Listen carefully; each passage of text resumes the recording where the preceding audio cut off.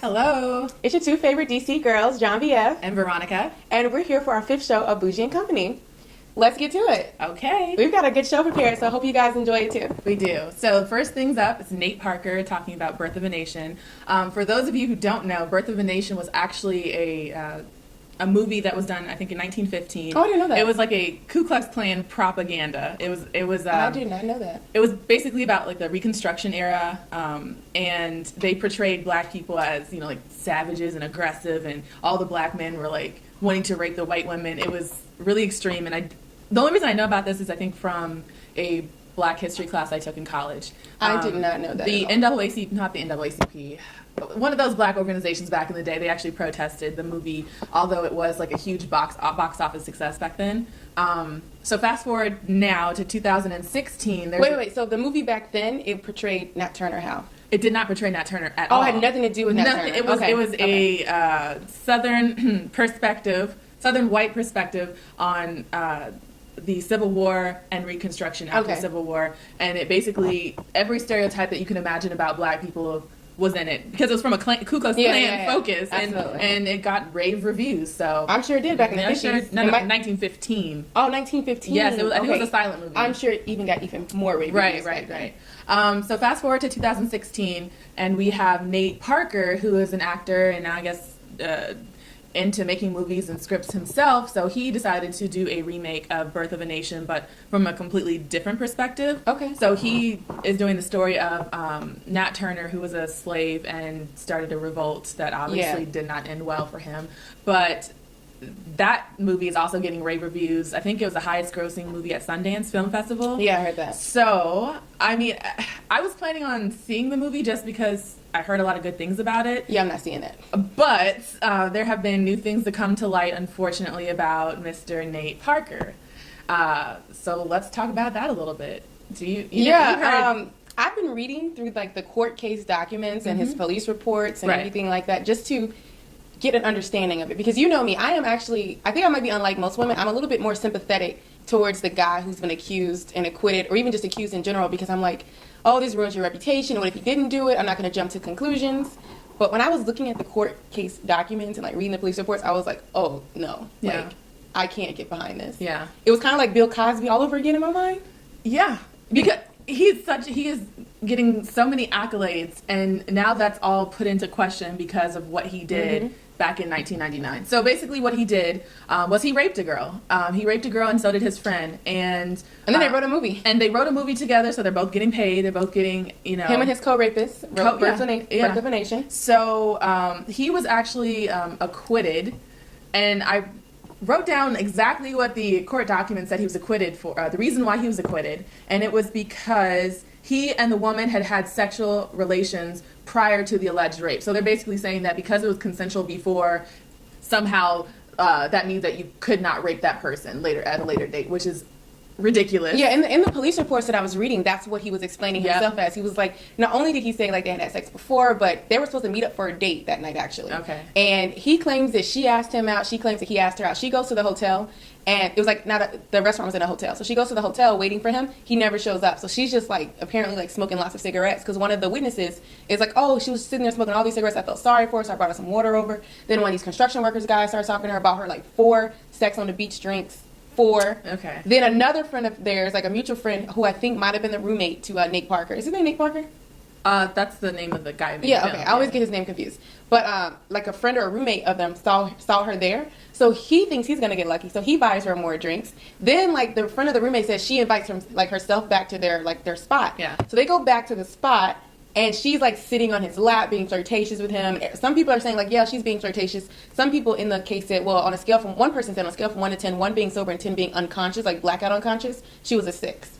So not blackout unconscious while they were still there, but still a 6 to me is too far. Right. Like, why would you, like, I don't understand the logic behind wanting to sleep with someone who is that drunk. Is it even fun? Like, no, is it even thrilling? Is right. You are having sex with a corpse at that point. Yeah. Like, that's a dead body. Like, well, he did it. He not only did it, but so did his friend. And I remember we were talking about this earlier, that there was a third man that came to their place and saw that there were 2 men Like one of the dudes, I think it was Nate Parker or the co-rapist, I can't remember the name. He like waves at him, like, "Hey, buddy, come join in." Yeah, and the dude is like, "No, I don't want no part of that. I don't want no part of that." To me, that's a normal reaction. You see two men raping a woman. She's not really coherent, and he was the only one with the logic to say, "I'm going to get out of here." But I don't. And then he said too, and something that I read, that he said there was just something wrong about 3 guys. Did he and call one the police girl. though? Obviously not. Obviously not. Obviously so it was not. wrong, but not that wrong. You see Yeah. that, you know that internally that she's being raped, but for some reason you don't want to pull the trigger and call the police. I wonder how much of that is to do with, like, because I was telling you earlier, I've tried to put myself back in the mindset of being like in college and dealing with athletes and stuff like that. I wonder how much of that is the culture of dating in college. Like, it's kind of like you go out, you have a good time, you get drunk, and then you look for someone to hook up with. I think that's like the culture. That's college. That's now. That's we true. know that. That's true. We know that yeah, we know that. But I found it interesting because I also read about this happened at Penn State, and Penn State has also had other situations. This is recently. Didn't we have? Isn't this a place with Jerry Sandusky, or is that someone else? No, that is Jerry Okay. Sandusky. Okay. But at Penn State, there was a huge debate going on because you can imagine, like, there's the intersection of gender, of race, of what else? Oh, they were athletes on scholarships. Yeah. So there are a lot of people on one side saying that the victim was not being treated like a victim should be. On the other side, they're saying, "Oh, you're crucifying these 2 black men who allegedly raped this, white girl." And that's why I was not going to rush to judgment, because she's a white girl. And the only reason I found out she was white was because the brother who posted about it was a white guy. And I'm assuming that she's a white girl. And I was like, oh, like, this could easily be like sex gone bad. Like, oh, you sleep with the guy. Because there's been a history in this country of black men being killed, being lynched because of false rape allegations and accusations. Like, that's something that is very... that's a real experience that a lot of black people we know about. That's why I didn't want to jump on. But she's been depressed. She was depressed for a while. She had a kid at one point, apparently, too, and that relieved her depression for a moment. Right. Went back into depression, ended up committing suicide. Yeah, so she committed suicide in 2012, and she was only 30 years old, so just a few years older than we were. And her family said she struggled with it all of her life. I think something that you mentioned earlier was that you said that you feel like you are on a different page than most women when it comes to men being accused of any kind of sexual misconduct. But from what I actually read about like the reporting process, it's actually women that are the worst when it comes to anything dealing with whether it be like sexual assault, sexual harassment, stalking, because as a woman, you think that you can put yourself in the shoes of the woman that was victimized and say, well, if she didn't do this, or she didn't say this, or she acted this way, I don't think I would have done that in this situation. Therefore, I don't believe her, or I don't have as much sympathy for her because of that. That actually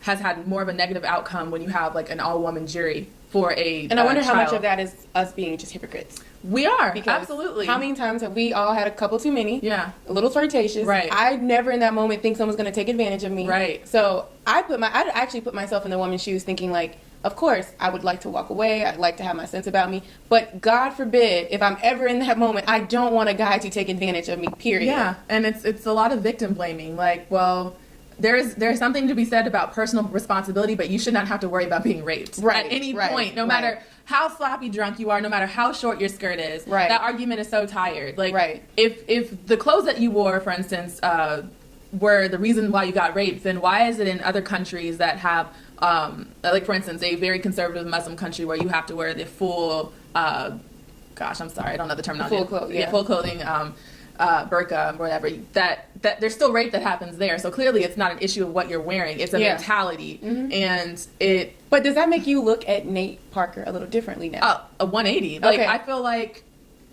the other side to this for me is the fact that we as black people will support other black people that have done horrible things and not necessarily hold them accountable, mainly because we already know that we get crucified in the press on a regular basis. Yeah. So it's like, if we don't stick up for you, we know nobody else will.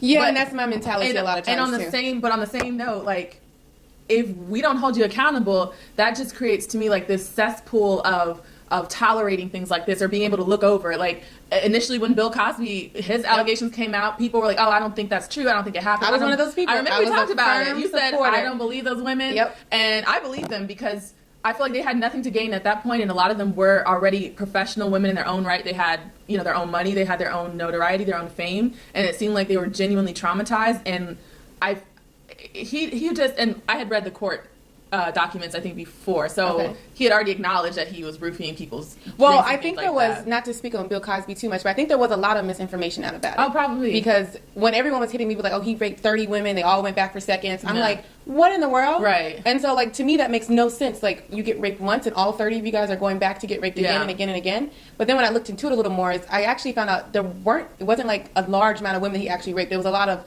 oh, he touched me inappropriately. There was one person that he flipped a breast, like things like that. So I feel like, unfortunately, when you give all that misinformation and have all that clickbait, Yeah. it actually makes me think the other way. Exactly. Well, so are you going to watch the movie? I am not. Okay. The problem though is. So you think this transcends like the purpose of the movie and supporting a black black movie? I can't do it. I honestly can't. I feel like this is a matter of integrity now, and integrity is one of those words that, like my dad says, is such an overused word, but it's such a rare trait in people.